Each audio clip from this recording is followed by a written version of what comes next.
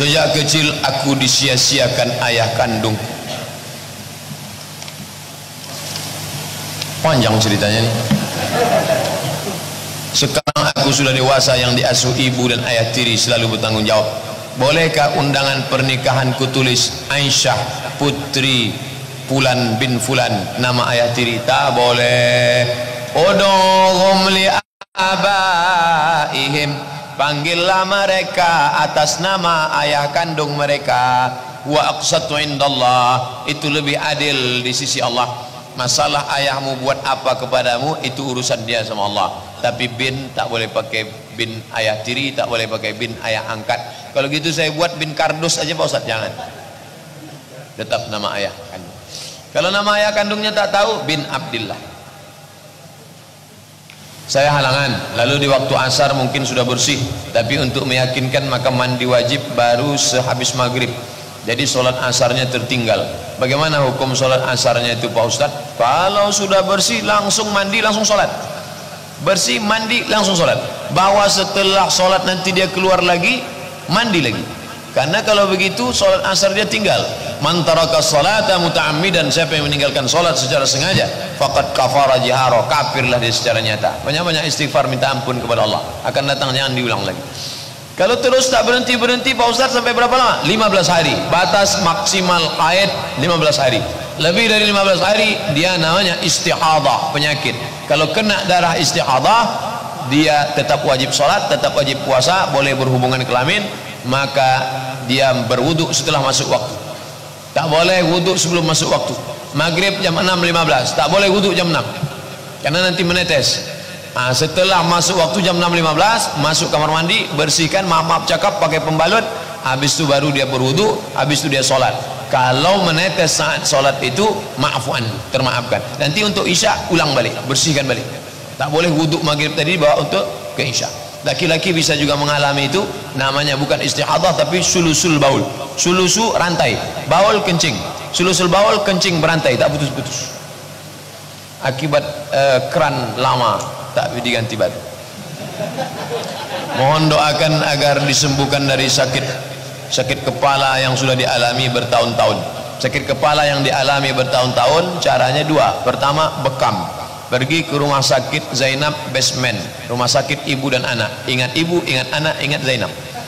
Atau ke rumah sehat Al-Falah, Masjid Al-Falah lantai bawah, Ustadz Saifullah. Atau ke tempat lain, dibekam. Nanti ada titik-titiknya, dicampur dengan medis. Kalau ibu kena penyakit diabetes mellitus, bekam kering.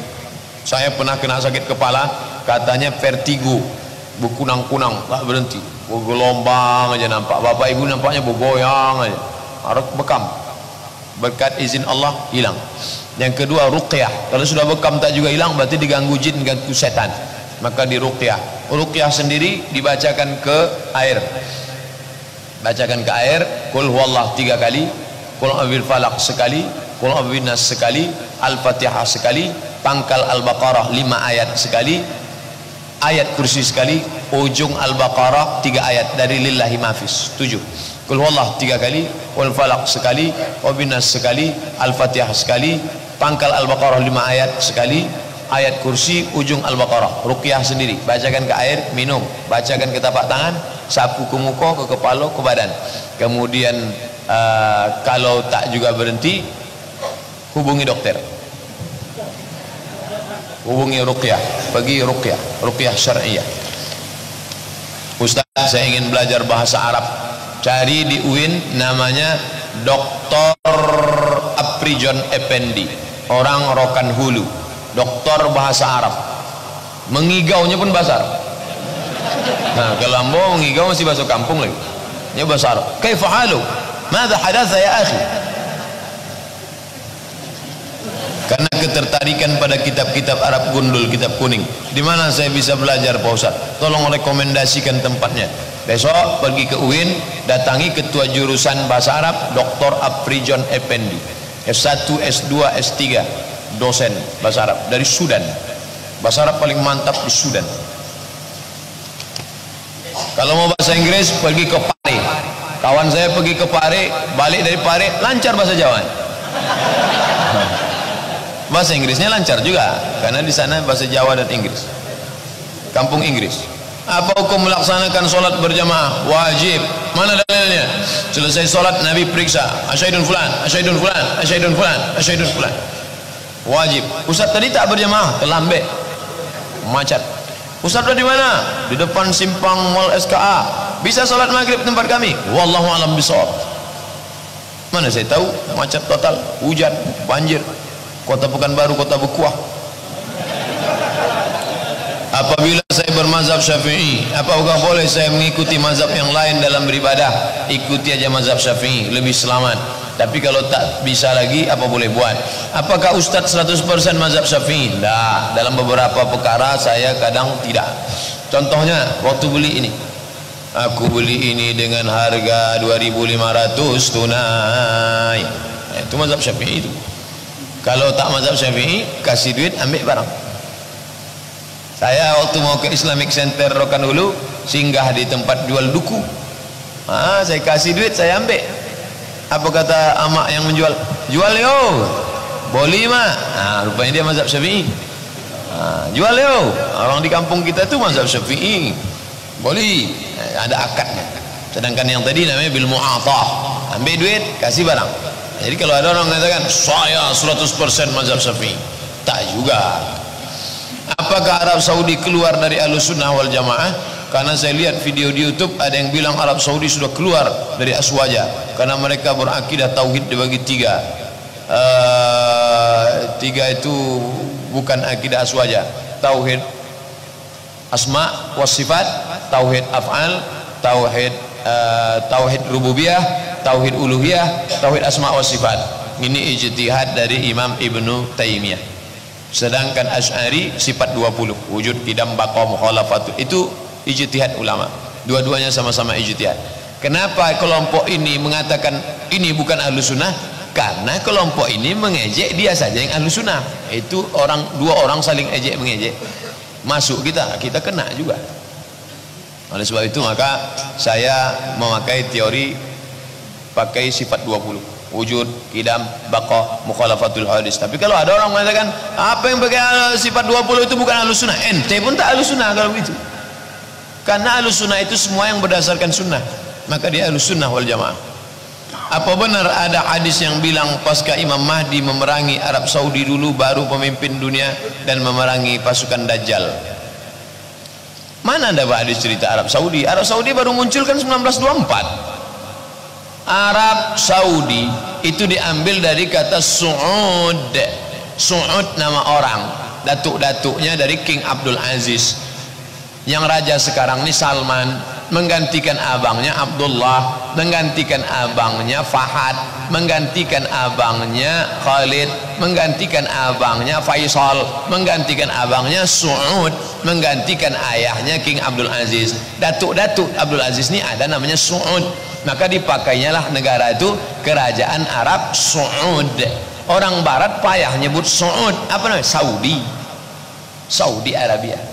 Saudi Arabia itu baru ada 1924. Sebelum itu dia bukan Saudi, namanya Hijaz. Makkah dan Madinah namanya Hijaz. Mazhabnya Syafi'i, dipimpin oleh Syarif Hussein. Lalu kemudian yang terakhir Syarif Aunur Rafiq. Jadi kalau ada orang mengatakan ada hadis menyebut Arab Saudi, tak betul. Apakah Raja Salman tak membantu Rohingya Pak Ustaz? Bantu, banyak bantuan dia. Tak seperti Erdogan dan istrinya. Bukankah Arab Saudi kerajaan Islam terbesar saat ini? Arab Saudi bukan kerajaan Islam. Karena kalau kerajaan Islam tidak diwarisi oleh anak-anak. Nabi Muhammad meninggal tak diwarisi oleh Fatimah, tak diwarisi oleh Sayyidina Hasan Sayyidina Husain, tapi musyawarah. Kalau kerajaan Islam dia mesti bermusyawarah. Alul hadli wal aqdi. Bahwa beberapa perkara dia pakai hukum Islam, ya. Bahwa dia mayoritas Islam, ya. Tapi kerajaan Islam tidak, dan namanya tak ada bawa Islam. Al-Mamlakah Al-Arabiyah As-Saudiyah, bukan Al-Mamlakah Al-Arabiyah Al-Islamiyah. Dah, kerajaan Arab Saudi, Arab, bukan Islam. Walaupun memakai hukum Islam dalam beberapa perkara. Dia membantu Suriah, ya. Berapa juta orang Suriah dibantu Raja Salman. Apakah dia membantu Rohingya? Ya. Tapi kenapa kami tak tengok? Tengok juga lah web dia. Jangan tengok web Turki aja. Karena kan tergantung yang sarser. Bagaimana cara mengqadha salat fardu 10 tahun? Qadhalah 10 tahun. Mulai 2017, lunas 2027. Datang malaikat maut 2020. Alhamdulillah, bonus 7 tahun. Habis salat Isya langsung qadha. Usolli fardal Isya 4 rakaatin qadhaan. 4 rakaat. Setelah ba'diyah mantap. Salat ba'diyah dulu, habis itu qadha. Qadha di rumah aja lah, ya, takut ditengok kawan. Baca doa dulu ba'diyah atau langsung? Berdoa, ikut berzikir, berdoa bersama-sama. Doa bersama minta barakah. Tak tahu entah dari mulut mana doa ini dikabulkan Allah. La yajtami' mala'un, sekelompok orang berkumpul. Wa yad'u ba'duhum, berdoa satu orang. Wa yu'minuhum sa'irum, diaminkan yang lain. Illa ajabahumullah. Kadang awak sangka doa awak yang kabul, padahal ada doa orang yang lemah tapi hatinya bersih, menumpang tuah ke doa orang-orang soleh. Bagaimana cara supaya kita tetap istiqomah beribadah Pak Ustaz? Tengok orang sakit, balik dari sini pergi ke rumah sakit. Bapak mau nengok siapa? Semua yang sakit di sini mau aku tengok.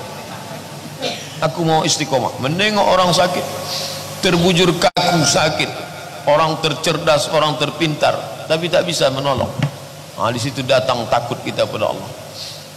Sahabat saya, orang baik, mengurus zakat nih dia. Ditakdirkan Allah orang baik, qadar Allah, jatuh motor, pecah helm, menggumpal darah di kepala, dibelah kepala nih, dicabut darah yang menggumpal itu, hilang kesadaran.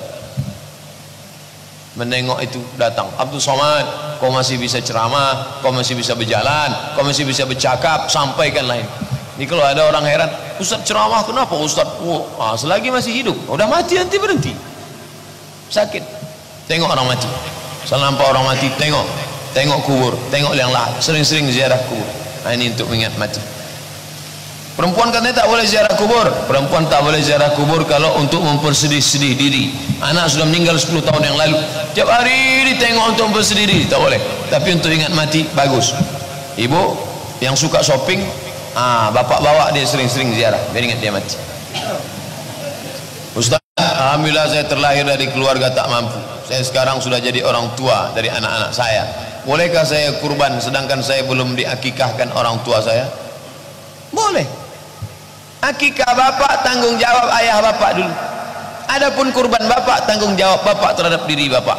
Maka tak ada hubung kait antara kurban dengan akikah. Jangan tiap tahun tak berkurban. Bapak kenapa tak berkurban? Aku belum akikah lagi. Tiap tahun tak kurban gara-gara alasan tak akikah. Nah sekarang bapak sudah punya duit, bapak berkurban. Udah kurban kemarin? Sudah, alhamdulillah. Ada lagi duit? Ada. Besok beli kambing, akikahkan diri sendiri. Bapak yang belum akikah dulu, besok beli kambing, akikahkan diri sendiri. Kasih alamat, kirim ke WA saya datang besok siang makan kambing kita bersama.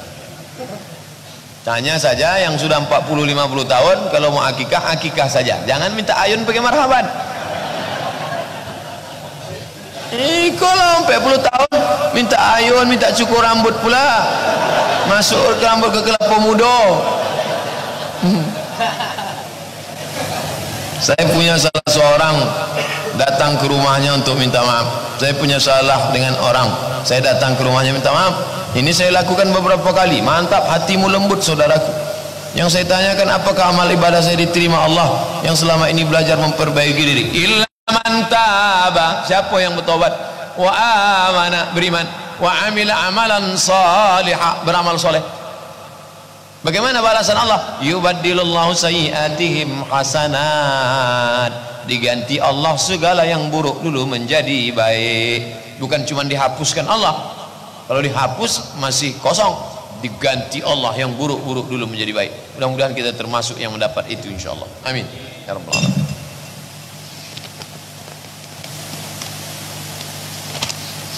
Jika badan sakit tak bisa sholat Jumat ke masjid atau sedang hujan deras, apakah melaksanakan sholat Jumat di rumah? Tidak, sholat zuhur. Tak ada sholat Jumat di rumah. Ini panggil bini, aku khotib, kau dengar itu bahaya. Sholat zuhur. Musafir, sholat zuhur, tak sholat Jumat. Mazhab Syafi'i 40 orang baru boleh sholat Jumat. Apa pendapat Ustaz berkenaan sabda Nabi tentang tanda kiamat sudah dekat dihubungkan dengan kota Dubai, di mana banyak gedung-gedung pencakar langit dan banyak orang kayanya dibanding orang miskin. Kota Dubai bisa diibaratkan surganya dunia. Ini ceramah Ustaz Zulkifli M. Ali. dari Payakumbuh. Beliau ini ustadz spesialis hari kiamat. Ustadz sekarang ini ada spesialis doa aja, ada spesialis zikir aja Ustadz Arifin Ilham, ada spesialis sodako aja Ustadz Yusuf Mansur. Sekarang berpindah ke Paitren. Ada spesialis masalah hati aja, gini. Ada spesialis hari kiamat aja Ustadz Zulkifli M. Ali. Nah, jadi hadisnya tidak cerita Dubai, tapi dikaitkan dengan Dubai. Salahkah Ustadz Zulkifli M. Ali? Tidak. Dia tak ditahzir, itu ijtihad dia. Dia berijtihad dalam hal ini, dan banyak orang taubat gara-gara itu. Hadis tentang bahwa akan ada gedung-gedung pencakar langit tinggi, nah, itu hadisnya sahih. Tapi bahwa itu menyebut tower Dubai, tidak ada Dubai dia sebut, lalu dikaitkan hadis itu dengan Dubai. Ya tak salah, banyak orang tobat gara-gara itu. Saya tobat solat setelah mendengar pengajian Ustadz Zulkifli M. Ali, Pak Ustadz, bawaan saya mau kiamat aja dunia ini. Bagus, tak salah. Kami sangat ingin sekali mengundang Pak Ustadz ke SMP negeri kami. Apakah hari Jumat pagi? Saya Jumat pagi sekarang masuk kelas di UIN mengajar. Tapi nanti kalau hari Jumat semester depan kosong, datang insyaallah. I'm coming insyaallah. Ini udah habis kertasnya. Bagaimana pendapat Ustaz tentang PKI? PKI komunis tak bertuhan. Dia mengambil pemikiran Karl Marx. Orang yang mengambil Karl Marx, nama pemikirnya Marxisme. Marxis orang Rusia. Kata dia tak ada itu Tuhan. Tuhan itu bullshit, omong kosong, kata dia. Bagaimana caranya kita mencegah kebangkitan PKI dan tersebarnya ajaran komunis? Kita bangkitkan balik Islam. Komunis pernah bangkit di Yaman. Habib Umar bin Hafiz termasuk korban komunis. Ulama-ulama ditangkap, disakiti, disiksa mereka di Yaman. Para habaib Hadramaut itu disiksa oleh komunis. Pernah berkuasa Yaman Utara, Yaman Selatan. Alhamdulillah tumbang. Maka bangkitkan balik pengajian-pengajian, Maulid Nabi, Isra Mi'raj, Nuzul Quran. Buat pengajian, anak-anak muda, remaja, bangkitkan. Sekolah-sekolah, ini macam SMP, tetap pengajian. Kantor-kantor buat kajian bersilabus, kajian fikih, kajian akidah, kajian tafsir, kajian hadis untuk melawan. Karena kalau tidak dia masuk. Ustaz, apa hukumnya mendengar lagu metal tapi liriknya Islami? Mau metal, mau R&B, mau rap, mau apapun, yang penting kalau maknanya baik, ya baik. Kalau maknanya tak baik, ya tak baik. Lagu R&B ada mengajak solat, lagu happy, tapi kalau lagu mengajak mati, ada lagu 70 lagu, kalau kita dengar lagu itu bawaan kita mau mati langsung, bunuh diri. Kalau didengar lagu itu dari atas menara masjid, langsung lompat ke bawah. Nah, ini tak boleh. Ada lagu mengajak berkelahi, kucing garong. Ada lagu mengajak berzina, cinta satu malam. Tapi lagu mengingatkan pada Palestina boleh. Uyununa ilaiki tarhalu kulla yaum. Uyununa ilaiki tarhalu kulla yaum. Mata kami setiap hari melihat engkau wahai Palestina. Taduru fi arwiqatil ma'abid. Palestina yang berada di tengah rumah-rumah ibadah yang indah. Baik syairnya, luar biasa. Li ajliki ya madinatas salah usalli. Untukmu wahai Palestina, kotanya ibadah, aku bermunajat kepada Allah. Apa salah?